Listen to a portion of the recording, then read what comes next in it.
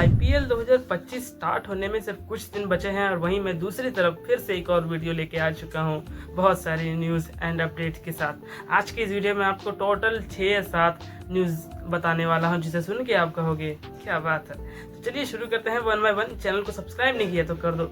News सारी की सारी इंटरेस्टिंग है, एक एक करके ध्यान से सुनिएगा, आपको पता चलेगा क्या बात है। तो चलिए शुरू करते हैं दोस्तों। अपडेट नंबर 1 दोस्तों, सबसे पहला अपडेट की अगर मैं बात करूं तो आप सबको पता चल गया होगा कि Jack Fraser McGurk, Delhi Capitals ने साइन कर लिया है जैक फ्रेजर मैगर का एक रिप्लेसमेंट मुस्तफिजुर रहमान के ऊपर।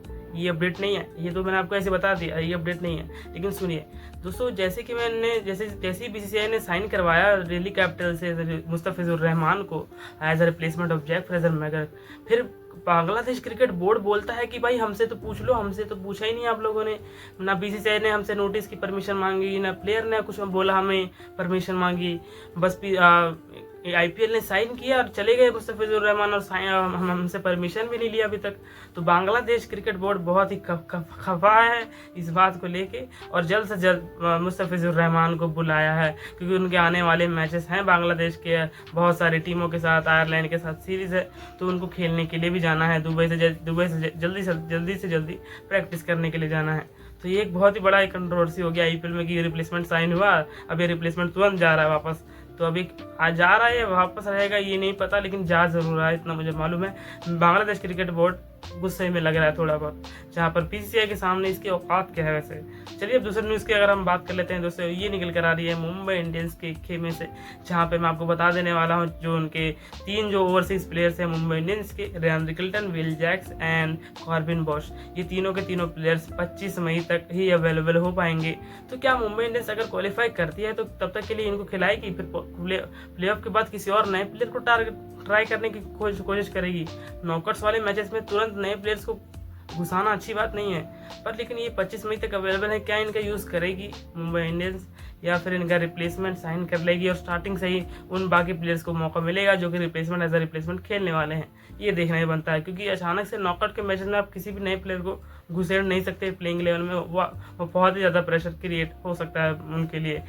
तो ये प्रॉब्लम है मुंबई इंडियंस के लिए। क्या रिप्लेसमेंट ढूंढना चाहिए मुंबई इंडियंस को या फिर प्लेऑफ्स तक सिर्फ इन्हीं के साथ स्टिक करना चाहिए। लेकिन 25 मई के बाद ये अवेलेबल नहीं रहेंगे मुंबई इंडियंस के लिए, ये ब्रेकिंग न्यूज़ है, ये तो मैंने आपको पहले ही बता दिया था। तीसरे नंबर की न्यूज़ की अगर बात करूँ दोस्तों, दिल्ली कोलकाता नाइट राइडर्स के खेमे से निकल कर आ रही है ये न्यूज़, जहाँ पर मैंने आपको बताया था कि सारे के सारे प्लेयर्स अवेलेबल हैं। वहीं पर एक और बात निकल कर आ रही है जहाँ पर सारे सोर्स ये कह रहे थे कि क्विंटन डिकॉक नहीं आएंगे कोलकाता की प्लेइंग 11 में शामिल करने के लिए, वो आईपीएल खेलने अब नहीं आएंगे, वो मिस करते हुए नजर आएंगे क्विंटन डिकॉक। लेकिन मैंने आपको बताया था क्विंटन डिकॉक आ रहे हैं और वो आ गए हैं, कोलकाता को ज्वाइन कर चुके हैं। और वहीं दूसरी तरफ दोस्तों अगर मैं बताऊं तो मोइन अली जो इंग्लैंड के प्लेयर हैं केकेआर की टीम में, ये थोड़े से डाउटफुल लगते हुए नजर आ रहे हैं, जहाँ पर ये इनकी कंफर्मेशन तो फुल थी, लेकिन अब ये क्यों नहीं आ रहे हैं ये मुझे नहीं मालूम। जब आ जाएंगे शायद मैं आपको न्यूज़ देता हुआ मिल जाऊँ। चलिए बात कर लेते हैं दोस्तों चौथे न्यूज़ की। न्यूज़ बोलो या अपडेट बोलो, ये क्या बोलो, ये एक नया रूल आ चुका है आईपीएल 2025 में, जिसे सुन के आप कहोगे ऐसा भी हो रहा है, ऐसा भी हो रहा है, ये तो बहुत गलत बात है। तो चलिए चौथे न्यूज़ की अगर हम बात करते हैं दोस्तों, ये बीसीसीआई का ये जो रूल है ये कहता है कि जो आईपीएल 2025 जब कैंसिल हुआ था, कैंसिल होने के बाद जिस टीम ने भी कितने भी प्लेयर्स रिप्लेसमेंट ढूंढे थे वो एलिजिबल नहीं रहेंगे अगले साल के रिटेन करने के लिए। मान लीजिए अगर राजस्थान रॉयल्स ने नांद्रे बारगर को रिप्लेसमेंट चुना था संदीप शर्मा के रूप में, तो आईपीएल कैंसिल होने के बाद चुना था नांद्रे बर्गर को, तो अगर ये अच्छा परफॉर्मेंस दे भी देते हैं ना, तब भी राजस्थान रॉयल्स इनको रिटेन नहीं कर पाएगी, इनको ऑक्शन में छोड़ना ही पड़ेगा। और ये समझ गए, यही एक नियम है, रिटेन नहीं कर पाएंगे। Temporary replacement is not eligible for the retention of the next session, ये एक बड़ी न्यूज़ निकल कर आ रही है, जहाँ पर अगर कोई भी रिप्लेसमेंट अगर टीम साइन करती है अभी इस वक्त, तो अगले साल के लिए नेक्स्ट सेशन के लिए एलिजिबल नहीं रहेगी रिटेन करने के लिए, आपको ऑक्शन में जाके ही खरीदना पड़ेगा। तो चलिए बात करें दोस्तों 5 नंबर की न्यूज़ के बारे में, जहाँ पे ये निकल कर आती है इंडिया ए स्क्वाड से। जब इंग्लैंड सीरीज के लिए जो सिलेक्ट होने वाले हैं प्लेयर्स, उसमें ये बात निकल कर आ रही है कि करुण नायर को मौका मिलने वाला है बहुत ही जल्द से जल्द इंग्लैंड सीरीज़ के लिए इंडिया ए स्क्वाड में, जहाँ पर हमको ये भी पता चला है कि यशस्वी जायसवाल और ईशान किशन दोनों को ही प्लेइंग 11 में मौका भी मिलेगा। क्या ईशान किशन स्पॉट फिल करते हुए नजर आएंगे चौथे नंबर पर विराट कोहली की जगह पर?